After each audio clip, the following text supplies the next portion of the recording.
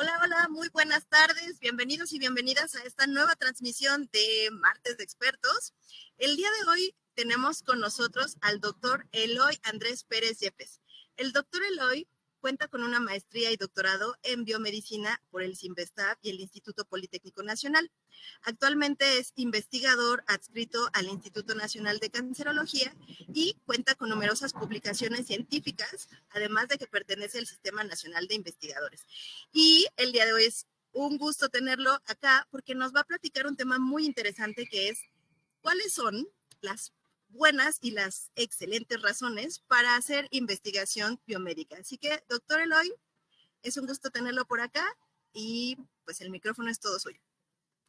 Gracias, Itzi. Buenas tardes a todos, a todas las personas que nos están viendo. Quiero empezar agradeciendo a Pilares CDMX, a Pilares Digital y al doctor Gilberto Pérez por la invitación que me hicieron para hablarles hoy de este tema, ¿no? Que la verdad es que es un tema muy interesante y es una charla que a mí siempre me gusta dar porque tener un panorama del por qué es importante hacer la investigación biomédica es de suma importancia tanto para los investigadores como para las personas que están en formación o los estudiantes, así como para el público en general, ¿no? Conocer qué es lo que estamos haciendo aquí en México respecto a investigaciones biomédicas, bueno, pues es de suma importancia. Entonces empezamos. Sí, quiero empezar definiendo lo que es el término biomedicina. ¿Sí? La biomedicina surge como una disciplina de investigación obligada que es producto de la necesidad de consolidar una activa interacción entre investigadores básicos y clínicos que de manera integral aborden y resuelvan problemas específicos de salud. Históricamente, en el área de la investigación se ha hablado y se ha tenido una gran brecha entre las personas, entre los investigadores que hacemos ciencia puramente básica, los cuales tratamos de encontrar mecanismos moleculares, tratamos de entender nuevos conceptos respecto a las enfermedades, y los investigadores que enfocan este conocimiento más hacia la parte clínica o aplicada. Entonces, esta brecha siempre ha estado ahí y en los últimos años ha sido de suma importancia buscar mecanismos en los cuales o a través de los cuales tanto la ciencia básica, el conocimiento básico que se genera día a día, el cual es muchísimo, tenga una aplicación clínica o se trate de que llegue a un desenlace, ¿no? Entonces, una característica esencial de la biomedicina es el abordaje multidisciplinario de los problemas, ¿sí? Desde la sintomatología de una enfermedad misma hasta las bases moleculares que la producen y la afectan. Esa parte es medular en este tipo de investigación, ¿sí? Y bueno, hoy les voy a hablar un poco sobre investigación biomédica en cáncer, porque es el tema al cual yo me he enfocado desde hace algunos años de mi vida, desde que empecé mi formación como científico, y pues como todos sabemos, pues es un problema de salud pública muy importante, ¿no? Aquí el comercial, el Día Mundial del Cáncer, recuerden que de la lucha contra el cáncer es el 4 de febrero, hay que tenerlo en la agenda y muy importante, ¿no? Y bueno, ¿por qué digo que el cáncer es un problema de salud pública? Pues en el mundo para el año 2020 se reportaron alrededor de casi 10 millones de personas murieron por cáncer, ¿sí? Siendo los cánceres más mortales el de pulmón, el colorectal, el hepático, el de estómago, el de mama, ¿sí? Y bueno, en nuestro país pues no es una excepción, ¿verdad? También sabemos hoy en día quién no conoce a una persona o quién no tiene un familiar que ha padecido cáncer o que está luchando contra el cáncer, ¿no? Entonces, en México, más mortales es el cáncer de próstata, seguido por el cáncer de mama, de pulmón, el colorectal, el cérvico, el de estómago, etcétera, ¿sí? Sin embargo, también la incidencia del cáncer, o sea, no solo son las personas que año con año mueren por esta enfermedad en nuestro país, sino también hay una alta incidencia y cada vez está siendo mucho mayor, ¿no? Entonces, es por ello que para nosotros pues es de suma importancia, ¿no? Entonces, de manera muy general, les voy a hablar de lo que es el mecanismo que conlleva al desarrollo del cáncer, ¿no?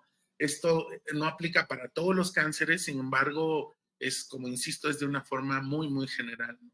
En la cual nosotros tenemos un epitelio normal, llámese de mama, llámese de intestino, estómago, y por agentes externos a este epitelio, como sean la inflamación, el estrés, alteraciones genéticas muy importantes o estímulos ambientales, empieza a haber un cambio de la morfología normal de estos epitelios y empieza a haber ruptura de las uniones. Los epitelios son como pequeños bloques que se van formando que van formando las barreras del cuerpo y que tienen cierta función, ¿no? Entonces, al romperse estas uniones y volverse a formar y morir células, volver a reparar todo ese daño, se genera lo que nosotros conocemos como una hiperproliferación celular. ¿Sí? Esta hiperproliferación celular, cuando este efecto es crónico o por mucho tiempo, un tiempo que hasta la fecha no podemos determinar, empieza a generar células epiteliales con mutaciones, ¿sí? Las mentadas mutaciones que en el desarrollo del cáncer son sumamente importantes. Esto con el tiempo puede llevar a generar una displasia y posteriormente un cáncer, ¿sí? Una vez que se generó un cáncer, el problema más principal es el desarrollo de lo que llamamos metástasis, ¿sí? Se sabe que los pacientes, arriba del 90% de los pacientes que desarrollan metástasis finalmente van a morir, ¿no? Entonces, es uno de los mecanismos fundamentales, ¿no? Y respecto al área de interés de nuestro grupo de investigación, pues los retos principales que nosotros, en los cuales nos enfocamos en nuestra investigación biomédica del cáncer, son tres principales, ¿no? En el caso de las líneas de investigación que yo desarrollo. Sin embargo, en el grupo en el cual yo me encuentro, pues también se hacen otros tipos de líneas de investigación, ¿no? Entonces, yo principalmente verso mi investigación en el diagnóstico y pronóstico, en la metástasis, aspectos de la metástasis y en la búsqueda de tratamientos eficientes y con menor toxicidad. Les voy a hablar un poquito de lo que estamos haciendo actualmente de esta respecto a estos temas y espero que ser lo más claro posible y pues de todos modos cualquier duda o pregunta pues al final con gusto se las responderé. Bueno, el primer eje en el cual les voy a hablar es el diagnóstico y el pronóstico, ¿sí? Quisiera empezar hablando un poco respecto al adenocarcinoma de colon, porque en esta parte nosotros estamos trabajando con búsqueda de nuevos biomarcadores para el diagnóstico temprano del adenocarcinoma de colon. Se sabe que el diagnóstico temprano u oportuno en el cáncer es fundamental en el desenlace clínico de un paciente, siendo que si el cáncer es detectado en estadios muy tempranos de la enfermedad, que la verdad es el menor número de pacientes los que llegan a consulta en este estadio, pues el pronóstico de vida para estos pacientes es mucho mejor que aquellos que son detectados en estadios ya avanzados o en enfermedad metastásica, que es el estadio más avanzado, ¿no? Y bueno, aquí brevemente, pues está una caricatura donde podemos ver cómo se desarrolla el adenocarcinoma de colon, ¿sí? El cual versa principalmente en dos factores etiológicos, que es el cáncer de colon asociado esporádico y el cáncer de colon asociado a inflamación. Como les hablaba yo, esto en esta caricatura se representa lo que es un epitelio sano, ¿sí? Y pues por efectos ambientales, como los que ya mencioné, puede ser un mutágeno, puede ser inflamación, estrés oxidativa, daño, se va generando un daño en la integridad de esta barrera epitelial y una hiperproliferación celular. ¿Sí? Con el paso del tiempo se acumulan mutaciones y se puede empezar a generar un adenoma.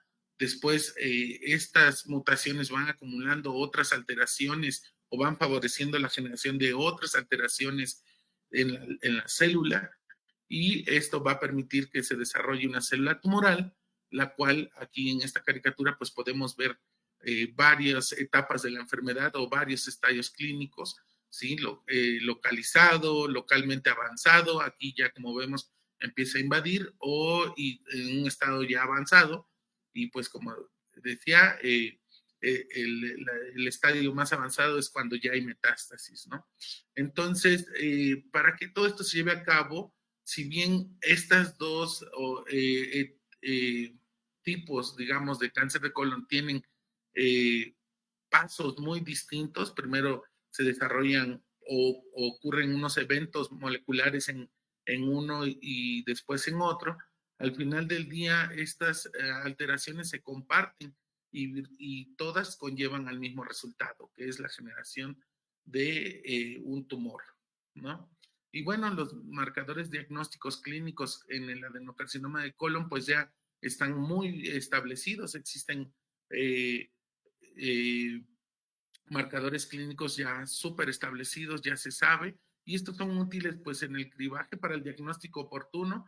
Esto quiere decir que para que los podamos estar detectando lo más temprano posible a los pacientes que tienen esta enfermedad, ¿sí? También sirven para la determinación del pronóstico. Como les decía, muchos de estos marcadores clínicos diagnósticos, pues de entrada nos van a permitir conocer el pronóstico de un paciente, si es bueno o si es malo, y también permiten la predicción de eficacia del tratamiento, el control clínico tras la cirugía primaria del tumor y la monitorización del tratamiento en la enfermedad avanzada. Esto es, algunos pacientes cuando ya vienen en estadios muy avanzados, ya no es operable el tumor y entonces lo que hay que hacer es pues dar tratamientos sistémicos y a través de estos marcadores clínicos, pues uno puede ir identificando o se esperaría que uno pueda ir identificando si el paciente está respondiendo o no a los tratamientos, ¿sí? Los marcadores más conocidos, pues es la biopsia, ¿sí? A través de la cual nosotros podemos monitorear pues muchos de estos puntos que ya mencioné y esta puede ser a través de la colonoscopía, también puede ser la resonancia magnética pélvica, un PET o alguna de estas otras técnicas, ¿sí? El problema con todos estos marcadores clínicos que actualmente disponemos es que tienen algunas limitantes, ¿no? Entonces, actualmente pues todavía se buscan marcadores clínicos que nos permitan detectar desde estadios mucho más tempranos a la enfermedad, ¿sí? Entonces, en nuestro laboratorio, pues por muchos años se ha desarrollado líneas de investigación trabajando con moléculas que se conocen como microRNAs, ¿sí? Los microRNAs son pequeños fragmentos de RNA que están dentro de las células, tanto de las células sanas como de las células tumorales, pero hay algunos microRNAs que se expresan específicamente en las células tumorales y que se ha descrito que participan en la regulación de los eventos celulares que permiten el desarrollo, el establecimiento y la progresión de los tumores, ¿no? Entonces tenemos microRNAs, que así les voy a llamar, que participan regulando la proliferación de las células cancerosas. Algunos otros participan en el desarrollo de la metástasis de las células del tumor.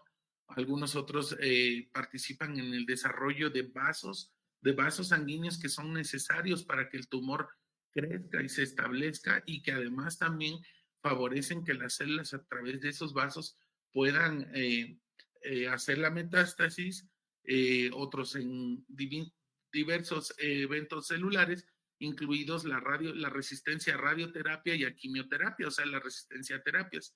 Es por ello que para nosotros, pues, fue de suma importancia preguntarnos si existe un grupo de estas moléculas, ¿sí? Que regulan principalmente la inflamación, en el caso del cáncer de colon, que sabemos que la inflamación crónica tiene un papel fundamental en el desarrollo y el establecimiento y la progresión de estos tumores, y saber si estos microRNAs pueden usarse como biomarcadores clínicos o como marcadores clínicos, ya sea para el diagnóstico y pronóstico de la enfermedad.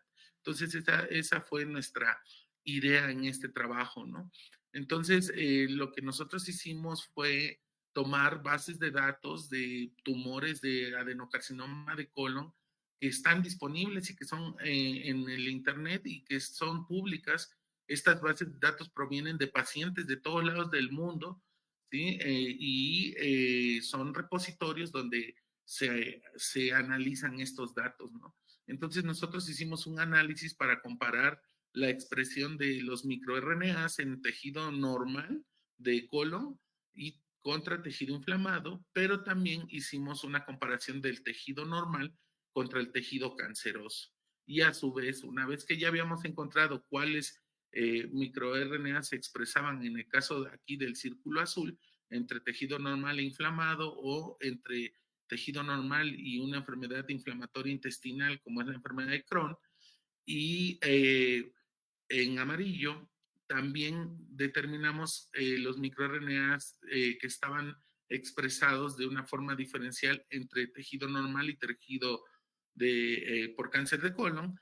Y al final hicimos una comparación entre los tres grupos para saber, nosotros queríamos saber si existía un grupo de microRNAs que estuvieran específicamente expresados, ¿no? Que no estuvieran en los tres grupos. Y sí, encontramos un panel de 12 microRNAs únicamente, que son los que están diferencialmente expresados. Cuando nosotros analizamos qué pasaba con la expresión de estos 12 microRNAs, que aquí los podemos ver, cada una de estos nombres corresponde a una de estas moléculas, y en barritas azul nosotros podemos ver los niveles de expresión de estos microRNAs en tejido sano contra los niveles de expresión que se van viendo en distintas tonalidades en rojo en los pacientes con cáncer de colon desde etapa 1, 2, 3 y 4, desde etapas, en las diferentes etapas clínicas de la enfermedad. Entonces, algo que llamó mucho nuestra atención es que sí había una diferencia en la expresión de estas moléculas entre el tejido de un paciente sano contra el tejido de cualquier paciente con cáncer de colon, y lo más importante o interesante, desde etapas tempranas de la enfermedad, ¿sí? Importantemente nosotros encontramos dos microRNAs, los cuales señalo aquí en amarillo, los cuales no tienen expresión en tejido sano, pero en tejidos de pacientes con cáncer de colon están súper expresados. Entonces, para nosotros estos dos microRNAs fueron como una revelación, en el sentido de que encontramos pues dos que realmente no estaban y que cáncer en tejido sano, pero en cáncer de colon sí están. Por lo tanto, para nosotros han sido los microRNAs más valiosos para trabajar, ¿no? Al final del día, lo que nosotros estamos buscando es encontrar moléculas que me permitan diferenciar o ver en un paciente si no está, quiere decir o sea, que únicamente se expresen en pacientes con cáncer de colon. Pero más allá de eso, el plus de este trabajo es que nosotros queríamos o queremos determinar unos marcadores que no solo me permitan decir si un paciente tiene cáncer de colon o no, sino que me permita establecer si en una condición de inflamación, de la mentada colitis, estos microRNAs también se expresan de forma diferencial, ¿no? Entonces hicimos este análisis de comparación aquí en azulito. Entre más azul esté, quiere decir que hay menos niveles de esos microRNAs, y entre más rojo esté, hay mayores niveles de esos microRNAs. En la primera columna vemos tejido inflamado, en la segunda tejido inflamado y en la tercera vemos tejido de cáncer de colon. Entonces, como podemos ver, estos dos microRNAs que ya habíamos visto que en pacientes sanos no están, también en pacientes con colitis tampoco se encuentran. Entonces, aquí la idea es establecer un marcador clínico que nos permita decir, ok, voy a medir los niveles de este marcador en este paciente, y si están aumentados, es un foquito de cuidado, hay que hacer un estudio más a profundidad porque este paciente tiene una alta sospecha de tener cáncer. A veces, por ejemplo, el PET o estas pruebas de imagenología no nos permiten ver tumores muy, muy pequeños. Sin embargo, estas moléculas sí se pueden detectar desde unas cuantas células. Entonces, esa es la idea. Primero, pues esto que yo les estoy mostrando aquí es una ciencia muy, muy básica en la cual nosotros queremos primero determinar si estos microRNAs están diferencialmente expresados. Y sí, tenemos ahora la información en la cual podemos ver que esto es así. Entonces, lo que hicimos es utilizando todo este número de pacientes, que más o menos eran alrededor de 450 pacientes que estaban en la base de datos. Nosotros clasificamos a esos pacientes en alta expresión y baja expresión para estos microRNAs. Entonces nosotros podemos ver en la línea roja, ¿sí? Estas se llaman curvas de supervivencia, en las cuales podemos ver en la línea roja agrupados a todos los pacientitos que tienen alta expresión para este microRNA, y en línea azul vemos a los que tienen baja expresión, y aquí abajo comparamos el tiempo en el que van viviendo estos pacientes. Y nosotros podemos ver que, por decir algo, a los 6 años, más o menos el 50% de los pacientes que tienen alta expresión de este microRNA, este es el caso para el 3065, ya han muerto. Sin embargo, los que tienen baja expresión, menos del 60% han muerto. Entonces, hay diferencia en la supervivencia de estos pacientes entre si tienen la condición de expresión alta de este microRNA contra los que tienen la expresión baja. Entonces, para el caso del MIR-335-5P ocurre algo muy similar. Entonces, sí encontramos una significancia estadística entre los pacientes que tienen alta expresión de microRNA y los que no. Entonces, todo esto nos estaba dando así como, pues, soportando, ¿no? Nuestra hipótesis, nuestra idea de, ok, estas dos moléculas pueden llegar a ser unos biomarcadores, sobre todo para el diagnóstico, y sobre todo para el diagnóstico temprano, ¿no? Que ese es en el que siempre se sufre mucho más, ¿no? Entonces, de esta investigación básica que hicimos utilizando bases de datos, computadoras, análisis bioinformáticos, meramente básico, dimos el siguiente pasito, que el siguiente paso es hacer experimentación en modelos animales, ¿no? Para este caso, para el cáncer de colon, hay un modelo en ratoncito, modelo murino, le decimos nosotros, en el cual a los ratones tú les induces los tumores específicamente en el colon, y posteriormente pues los sacrificas, obtienes el tejido, y tú puedes hacer distintos análisis, ¿no? En estos animales, ¿no? Quiero señalar que pues todos estos estudios en ratones o las cosas que se hacen en pacientes pues están regidas por un comité de ética en el hospital que nos evalúa, que ve que todo se haga pues como deben de marcarse en las guías internacionales para la investigación, ¿no? Entonces, aquí les quiero enseñar un análisis endoscópico. O sea, a los ratoncitos les hicimos una endoscopía después de haberles inducido los tumores.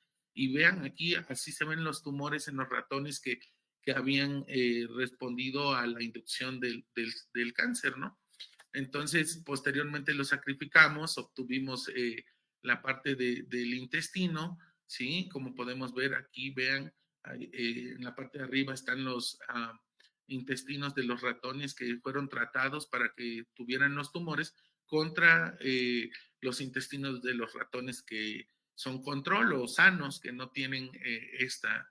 También hicimos una inducción de colitis, aquí así se ve el colon inflamado de los ratones, ¿sí? Entonces, para tener las tres muestras que nosotros necesitábamos, tener tumores de cáncer de colon en estos ratones, tener tejido sano, que no tiene ningún problema, y tener también el tejido inflamado de estos ratones.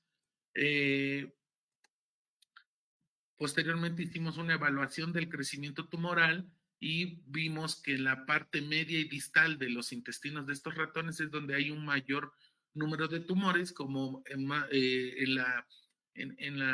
el cáncer de colon en el humano también eso ocurre. Entonces, por eso es que este modelo es muy valioso para nosotros, porque podemos hacer cosas preclínicas, cosas que no afectan para nada a los pacientes, que nos permiten ir entendiendo la enfermedad, ¿no? Entonces, después nosotros hicimos unas pruebas de PCR, ahora que creo que el término de PCR es un poco más común con esto de la pandemia del COVID, en las cuales nosotros de estos tejidos que les mostré previamente, obtuvimos el RNA, y ahí medimos los microRNA de nuestro interés para conocer los niveles de expresión. Entonces aquí podemos ver los niveles de expresión del microRNA de tanto los de interés como algunos otros, en los cuales nosotros podemos ver que para el MIR 335-5P, que es esta barrita color azul, cuando nosotros vemos la comparación de tejido inflamado contra sano,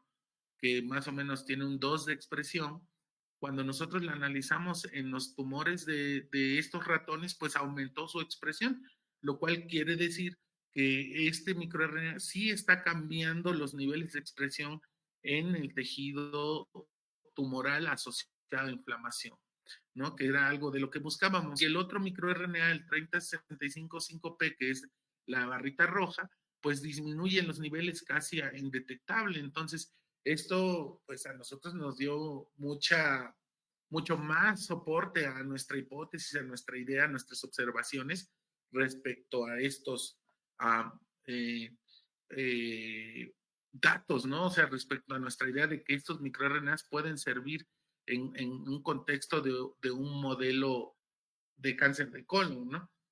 Finalmente, al momento, nosotros hemos estado analizando en muestras ya de pacientes mexicanos, ya una corte mexicana, alrededor, llevamos al momento como 60 pacientes más o menos en este protocolo, en el cual nosotros medimos los niveles de expresión de estos microRNAs y otra vez los agrupamos en baja, en azul y alta expresión. Y nosotros podemos ver algo sumamente interesante, que en la población mexicana la alta expresión de de este microRNA de verdad está súper asociada con una baja supervivencia de estos pacientes comparados con los pacientes de baja expresión que realmente ni siquiera alcanzan a morirse del 50%, ¿no? Entonces eso es sumamente interesante para el MIR 3065-5P y para el MIR 335-5P ocurre algo parecido, ¿no?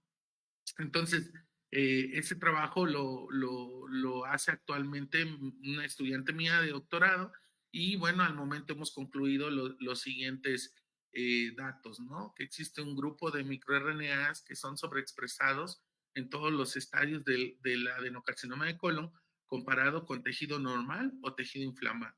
Sí, los microRNAs, que son dos principalmente, son 12, pero dos son los más claros, que son MIR3065-5P y MIR30B5P, podrían usarse como biomarcadores para predecir la supervivencia global de los pacientes con adenocarcinoma de colon.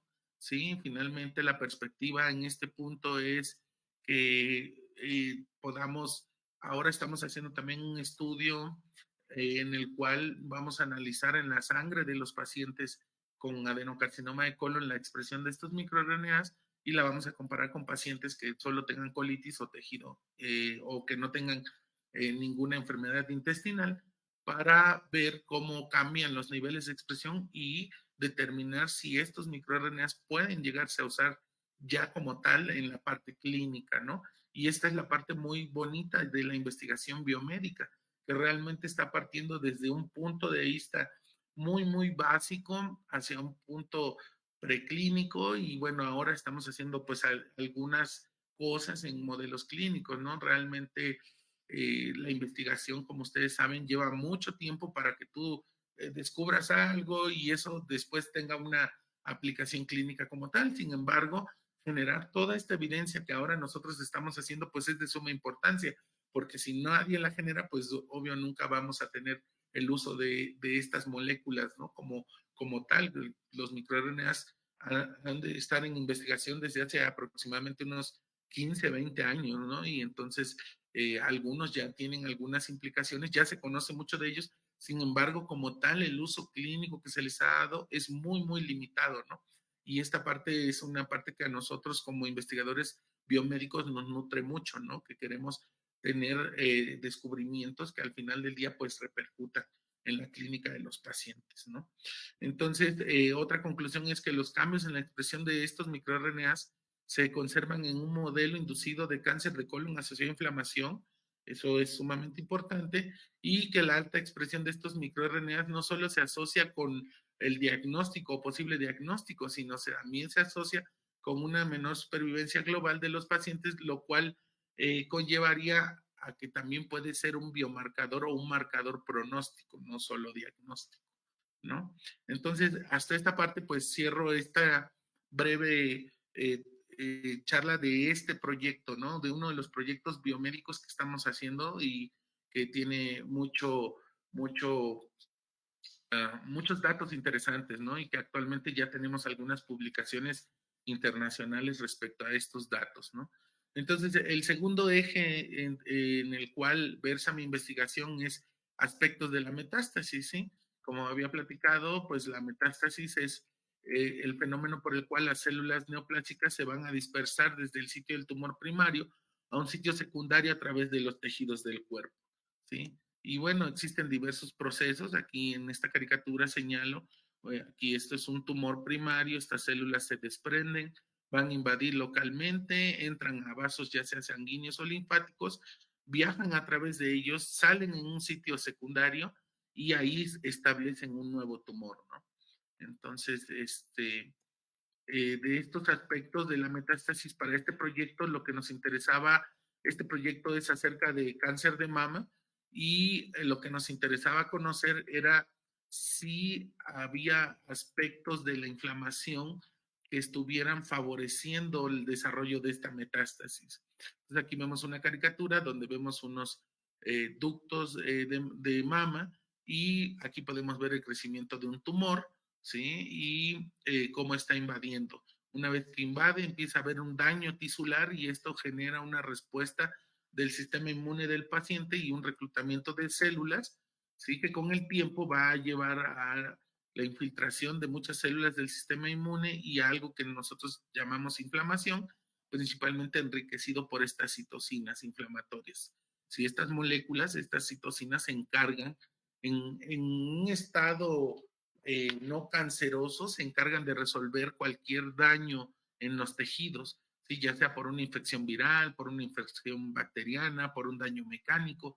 Sin embargo, se ha visto y ya desde hace muchos años, aquí más o menos 2006, pero antes, se empezó a describir que estas citocinas podrían estar asociadas a la progresión del cáncer. Sin embargo, en este punto de este trabajo, pues no se sabía todavía muy bien el papel. Entonces, para ello nosotros usábamos lo que conocemos como líneas celulares, las cuales son células que se extraen de los tumores y se establecen para poder cultivarlas en unas placas, ¿sí? Entonces, estas células, aquí podemos ver en un cultivo bidimensional cómo se agrupan y cómo forman estas capas de células cancerosas. Ya son células cancerosas, sin embargo, para este caso de la línea celular MCP7 son células cancerosas de bajo grado, no son agresivas, no forman, no migran, no hacen muchas cosas que ya una célula cancerosa como tal agresiva lo hace. Entonces nosotros lo que hacíamos es poner distintas citocinas inflamatorias a estas células y veíamos si cambiaban o no la morfología. Entonces aquí el estímulo que más quiero remarcar es el de interleucina 1 beta, en el cual si nosotros comparamos estas células no tratadas contra estas células tratadas, vean cómo cambia la morfología de estas células, vean cómo se dispersan y adquieren un fenotipo que nosotros le llamamos fibroblastoide, alargado, con proyecciones. Estos fenotipos son muy característicos de las células metastásicas. Entonces, aquí podemos ver en este video, vean en el panel A, son células que no están estimuladas, las células al final del día están vivas y se mueven, ¿no? Sin embargo, aquí podemos ver sus núcleos, aquí podemos ver su citoplasma, su membrana. Sin embargo, vean cómo cambia la morfología de las células que están estimuladas con interleucina 1 beta. Vean cómo hacen todos estos cambios morfológicos y sobre todo cómo se dispersan. Realmente ya no están como en esta pequeña colonia que están unidas todas muy bien, muy ordenadas, ¿no? Aquí ya hay un desorden total, ¿no? Y la única diferencia entre el panel A y el panel B es que le habíamos puesto esta citocina inflamatoria a las células, ¿no?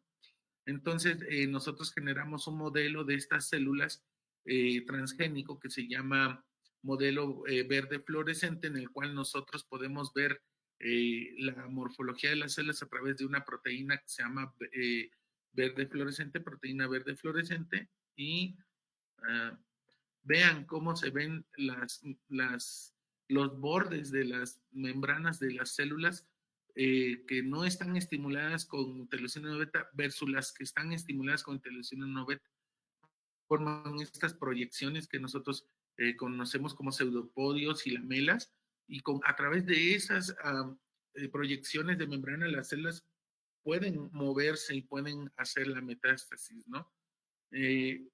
Aquí finalmente nosotros lo que encontrábamos es que algunas células no eran capaces de responder, más o menos algo que pasa un poco en los tumores. Las células que están más hacia el centro tienden a hacer otros aspectos, menos estar invadiendo, y como las un poco más al borde, invaden un poco más. Sin embargo, para hacer nuestras identificaciones, nosotros necesitábamos que la mayoría de las células estuvieran respondiendo, y bueno, lo que hicimos fue generar un modelo de células a través de una selección y después expansión que se llama clonal, o sea, tener clonas, que esto quiere decir, obtenemos una célula de las que ya se transformó y luego la expandimos para tener suficientes células que nos permitan entonces hacer nuestros análisis. Y aquí lo que yo quiero señalar muy bien es, vean en esta fotografía cómo ya todas las células que podemos ver en este campo, que es un campo representativo, pues prácticamente están respondiendo contra, por ejemplo, estas otras poblaciones que realmente había muy pocas células que estaban respondiendo, ¿no? Y arriba nosotros podemos ver células que no están estimuladas, ¿no? Entonces, una vez que nosotros teníamos este modelo, queríamos estudiar qué pasaba con unas moléculas que están en la membrana de las células y que forman algo que nosotros conocemos como las uniones intercelulares. Para que las células puedan mantener estas formas, ¿sí?, organizadas y unidas, se utilizan estas moléculas, o las células utilizan estas moléculas para mantenerse juntas. Sin embargo, en las células cancerosas, cuando estas ya son agresivas, estas uniones entre ellas se pierden, y eso es lo que permite que las células puedan hacer la metástasis. Sin embargo, nosotros queríamos saber si la inflamación era capaz de generar la pérdida de esas moléculas. Además, no solo se pierden, muchas de ellas favorecen que las células se vuelvan más, que proliferen mucho más rápido y que se vuelvan más agresivas y que generen todas esas proyecciones de membrana que les mostré en los videos, ¿no? Entonces, aquí nosotros a través de unas técnicas de microscopía pudimos ver qué pasaba con esta proteína, la cual se llama beta-catenina. La beta-catenina, déjenme les cuento un poquito, es un marcador que incluso se utiliza en la clínica, ¿sí? En los pacientes con cáncer de colon, cuando les hacen una biopsia y luego se hace una inmunistoquímica para ver si esta proteína está en el núcleo de las células de estos pacientes, ese paciente tiene un mal pronóstico, ¿sí? Porque esta proteína favorece que las células se vuelvan más agresivas, ¿sí? Entonces, lo que nosotros hacíamos es, utilizando unas técnicas sofisticadas para el marcaje de estas proteínas, teníamos las células, las marcábamos y luego las veíamos en un microscopio especial. Aquí quiero señalar que lo que está en verde, todo lo que ustedes vean en verde es la proteína de interés, en este caso la beta-catenina, y podemos ver aquí cómo en todos estos paneles que se ven aquí son células, ¿sí? Y como vimos en la caricatura, esta proteína siempre va a estar en las uniones entre las células cuando las células no son agresivas. Aquí en azul nosotros marcamos el DNA de esas células, ¿sí? Por aquellas personas me han preguntado, oye, ¿crees que existe? ¿Cómo sabes que existe el DNA? Bueno, pues porque lo he visto, ¿no? Y lo vemos aquí, ahora se los muestro, ¿no?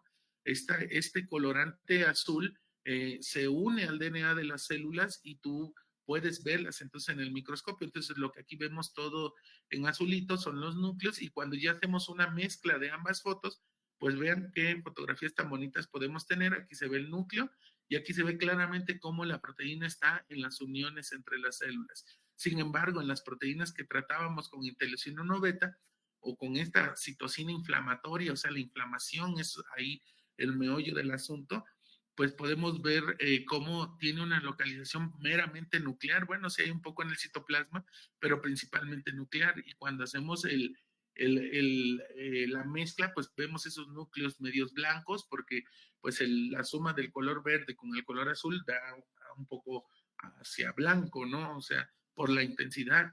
y como podemos ver aquí, vean las proyecciones que mantenían estas células, ¿no? Entonces, con todos estos datos, nosotros fuimos a evaluar qué pasaba con los eventos celulares o con funciones celulares que son importantes para la progresión del cáncer, como es la proliferación, la migración, la invasión de estas células.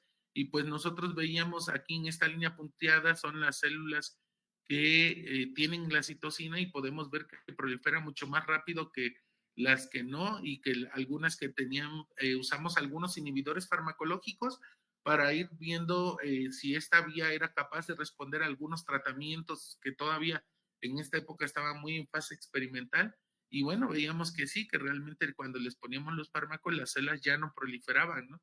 Y tampoco invadían y tampoco migraban. Entonces eso era como sumamente importante, ¿no? Entonces al final del día nosotros pudimos establecer nosotros le llamamos vía de señalización, en la cual la citocina inflamatoria se une a la célula, genera una cascada de señales que va a llevar a la activación de esta vía de señalización de esta proteína que se va al núcleo de las células y ahí activa la expresión de genes que participan en la proliferación, la migración y la invasión, ¿no? Entonces, nosotros probamos 3 fármacos aquí experimentales y tuvimos muy buenos resultados. Actualmente solo uno de ellos ha pasado a etapa preclínica, pero sin embargo todavía siguen haciéndose investigaciones de ellos. Y bueno, este es un esquemita mucho más básico, mucho más entendible de lo que estábamos nosotros viendo, ¿sí? Células de tumor localizado, que ya son cancerosas per se, pero les ponemos esta citocina que viene como un ninja ahí, la inflamación, y las transforma en células metastásicas agresivas, ¿no? Entonces, con esto nosotros establecimos un modelo básico, pero muy importante porque en este punto de cuando publicamos este trabajo realmente no se conocía que la interleucina 1 beta pudiera hacer toda esta señalización e inducir toda esta progresión en las células de cáncer de mama, ¿no? Y bueno, pues finalmente les quiero hablar del último eje o de otro proyecto que actualmente desarrolla una tesista mía de licenciatura, en el cual nosotros trabajamos en buscar tratamientos más eficientes y con menor toxicidad, ¿no? Para este proyecto nosotros utilizamos como modelo de estudio los sarcomas, ¿sí? Los sarcomas son un grupo heterogéneo de neoplasias malignas derivadas de la mesénquima, a diferencia de los otros 2 tumores que les hablé de colon y mama. Estos sarcomas tenemos, digamos, 2 tipos de tejido, que es el epitelial y el mesenquimal.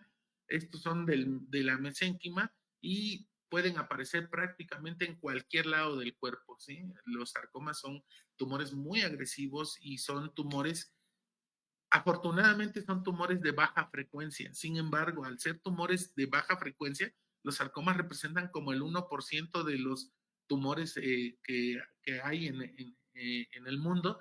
Sin embargo, son muy agresivos, les da a poblaciones jóvenes. Bueno, tiene 2 picos de aparición, uno en población menor de entre 15, 20 años y otro en personas entre 50 y 60 años.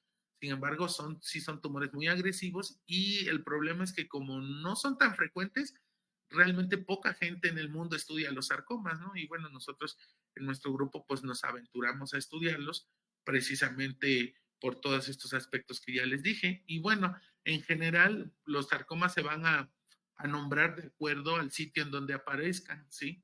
Así existen alrededor de 100 tipos distintos por histología de estos tumores. Sin embargo, para estudiarlos se han agrupado en 2 grandes grupos, sarcomas de tejidos blandos y sarcomas de hueso. ¿Sí? Por ahí el osteosarcoma es el sarcoma de hueso más común junto con el condrosarcoma, ¿sí? Y de tejido blando, pues está el liposarcoma, el sarcoma sinovial, el leiomyosarcoma, hay varios, ¿no? El GIS, el sarcoma del tumor del estroma gastrointestinal, también es un sarcoma, ¿no? Entonces, pues estos realmente, imagínense, no hay una estadística muy clara de la incidencia y mortalidad en nuestro país. No es muy claro, en el mundo tampoco, sin embargo, en Estados Unidos sí hay como datos un poco más claros. Y lo que yo aquí quiero señalar, tanto de los sarcomas de tejido blandos, esta es la incidencia y la mortalidad para los sarcomas. Aquí es el aumento en el número de casos, ¿sí?, que ha habido en los últimos años. Esta gráfica llega hasta 2019, pero vean el aumento, ¿sí? Lo mismo para sarcomas de hueso, ¿no? Entonces, esa es la parte preocupante, esa es la parte importante y esos son los problemas que aborda la investigación biomédica, ¿no? Es por eso que es importante hacerla. Y bueno, el tratamiento del sarcoma versa en radioterapia, ¿sí? Que hay varios tipos de radioterapia, en cirugía, dependiendo del sarcoma y de la localización de este, puede ser una incisión local, cirugía laparoscópica, en algunos casos muy extremos amputación, cirugía reconstructiva, hay distintos tipos de cirugías. Y finalmente también se utiliza quimioterapia, siendo el agente doxorubicina la primera línea de tratamiento para este tipo de tumor. Y bueno, en el laboratorio desde hace muchos años, al jefe del laboratorio pues se le ocurrió diseñar esta terapia basado en un agente que es un agente citotóxico. La doxorubicina lo que hace es que rompe el ADN que está dentro de la célula, lo que vimos en azul, y al romperlo, pues lo que va a hacer es que la célula se muera. Sin embargo, el problema de la doxorubicina, como muchas quimioterapias citotóxicas, es que no distingue entre células sanas y células tumorales. Únicamente se basa en que las células tumorales proliferan mucho más rápido, entonces las mata más rápido que a las células sanas, ¿no? Entonces, la idea de esta terapia es complementarla con agentes antimetabólicos, ¿sí? Para impactar en el metabolismo celular de las células cancerosas, y se utiliza oxamato de sodio y metformina. La metformina pues es un fármaco de amplio uso, sobre todo en diabetes, ¿no? Y en enfermedades metabólicas. Entonces, se diseñó esta terapia pensando en que los niveles de doxorubicina que se utilicen sean mucho menores y así sea menos tóxica, ¿no? Entonces, en este caso, para este trabajo, pues se evaluó la vía de señalización de beta-catenina, que era la que les mencionaba ya hace un rato. Este es un esquema de cómo es la vía de señalización, en el cual pues no andaré por cuestión de tiempo y porque es un poco complejo. Sin embargo, aquí quiero que se queden con la idea de que cuando esta proteína, cuando esta vía de señalización está activa, las células se vuelven muy agresivas, y entonces vienen muchos problemas en la progresión de estos tumores, ¿no? Y bueno, lo que hicimos nosotros primero fue calcular las dosis farmacológicas para las cuales nosotros podíamos inhibir la proliferación. Aquí utilizamos dos tipos de líneas celulares, de osteosarcoma y liposarcoma, ¿sí? Y como podemos ver aquí, bueno, después de 24 horas en esta concentración de los fármacos, pues fue como el efecto que nosotros deseábamos. Hay muchísimos más datos, la verdad es que no quise presentar todo para no confundir tanto, y al final del día lo que nosotros evaluamos fue otra vez por estas técnicas de microscopía, qué pasaba con la proteína. Aquí, interesantemente, las células de osteosarcoma tienen a esta proteína en el núcleo per se, por eso son tan agresivos estos tipos de tumores, ¿sí? O sea, ya desde una etapa sin estímulo ni nada, estas células ya tienen esa proteína en el núcleo de las células. Aquí podemos ver, aquí nosotros teñimos lo que se conoce como el citoesqueleto de las células, ¿sí? Las células, al igual que tienen estructuras que le dan una conformación, que le dan una forma, que le dan un movimiento, así como, digamos, como huesos, pero son proteínas que se llaman proteínas del citoesqueleto, y estas proteínas pues permiten todos esos fenómenos celulares.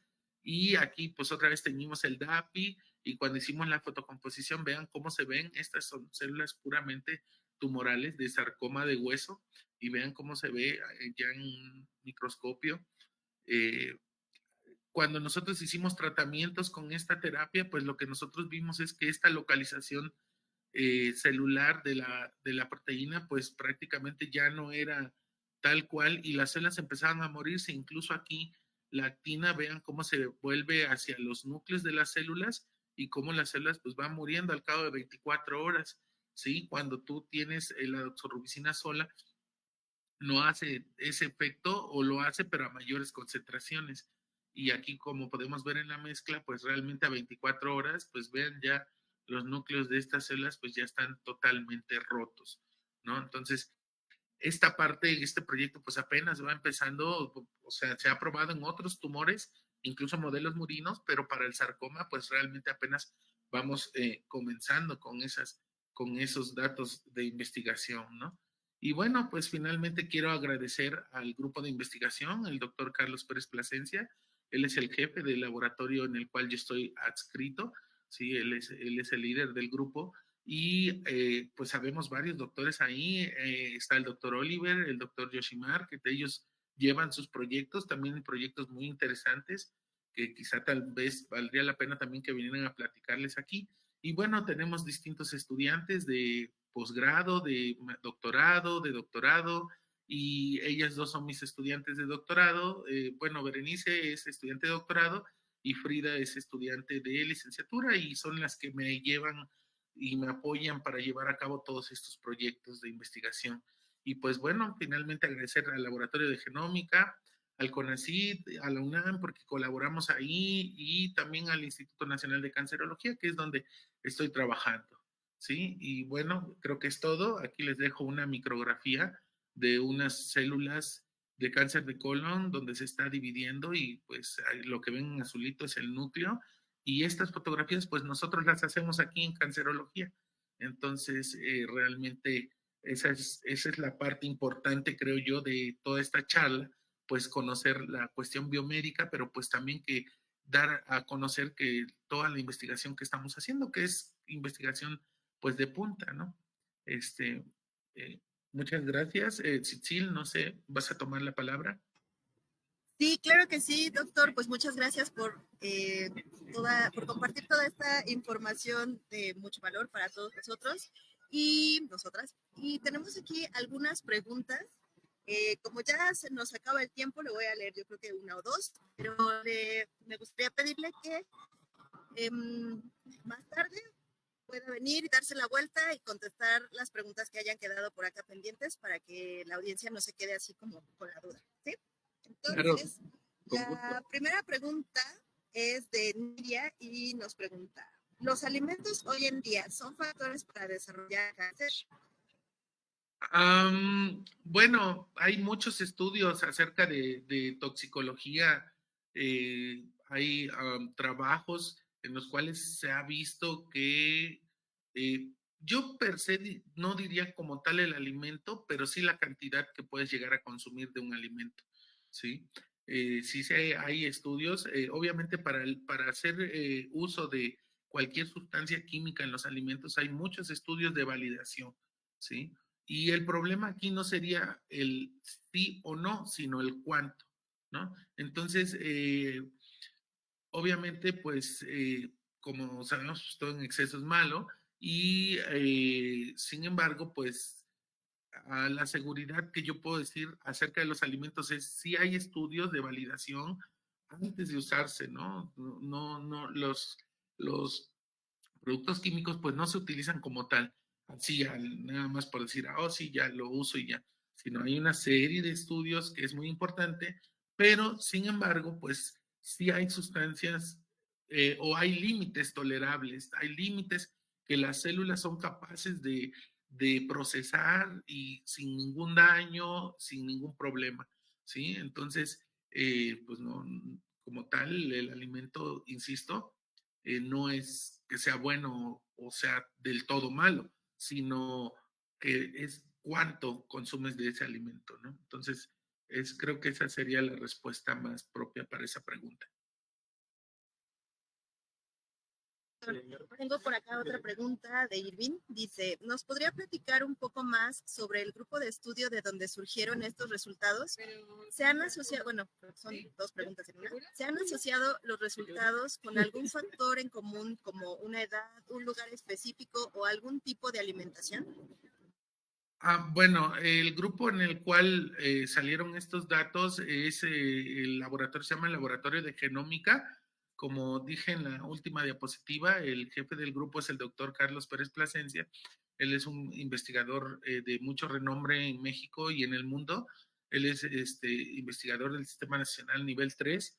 Él fundó el laboratorio y ha hecho históricamente pues investigación genómica, ¿no? Eh, ya él pues poco a poco pues nos ha ido invitando a otros investigadores a trabajar con él en su laboratorio y bueno, ahí presenté el grupo, ¿no? Estamos ubicados en el Instituto Nacional de Cancerología, en la unidad de investigación, en el tercer piso. De hecho, tenemos un comercial, tenemos página en Facebook, es Genómica del Cáncer.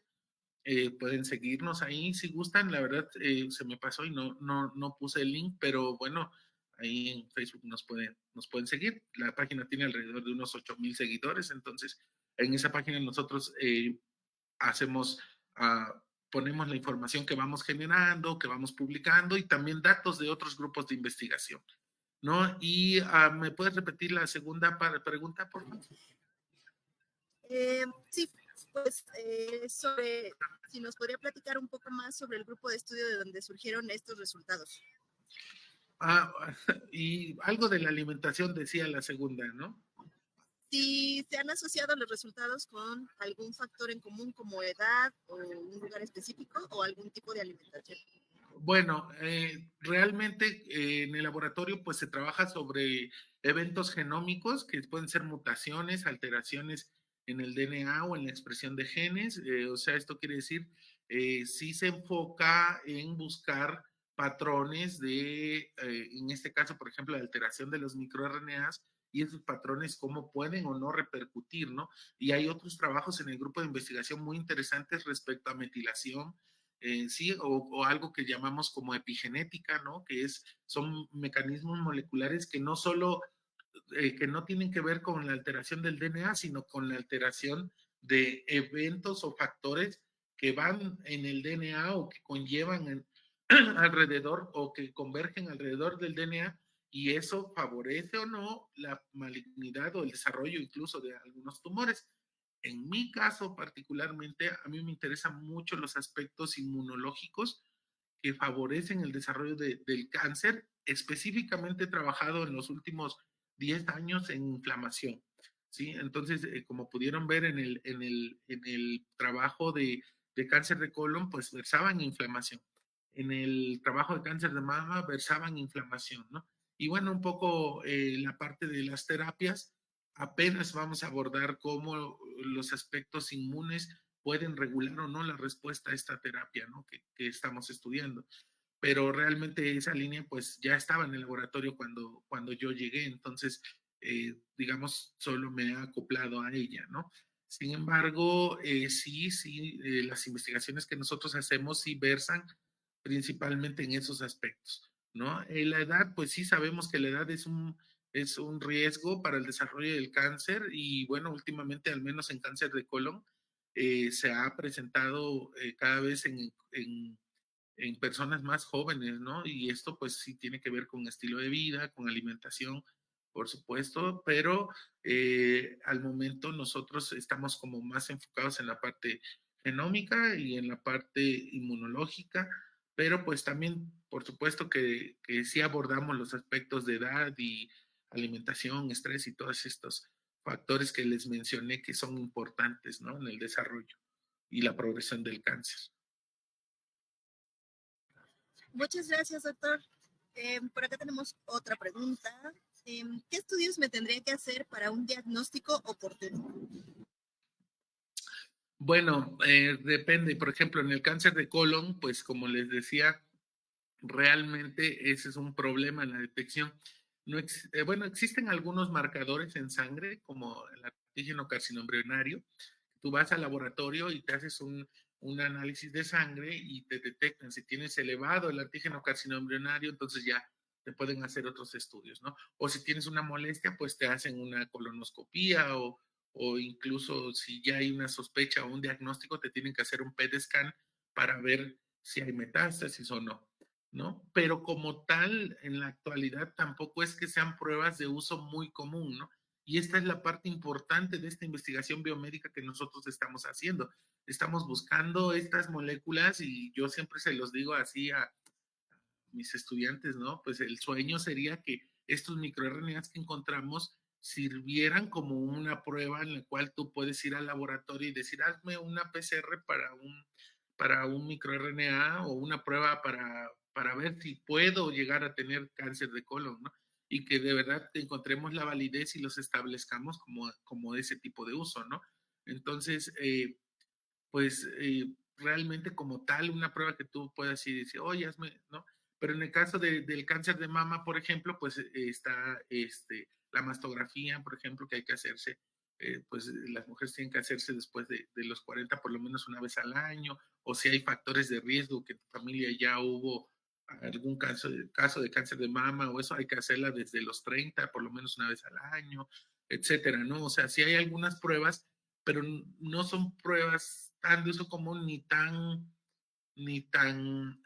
difundidas, ¿no? Entonces es parte de los retos que aún tiene la investigación biomédica, ¿no?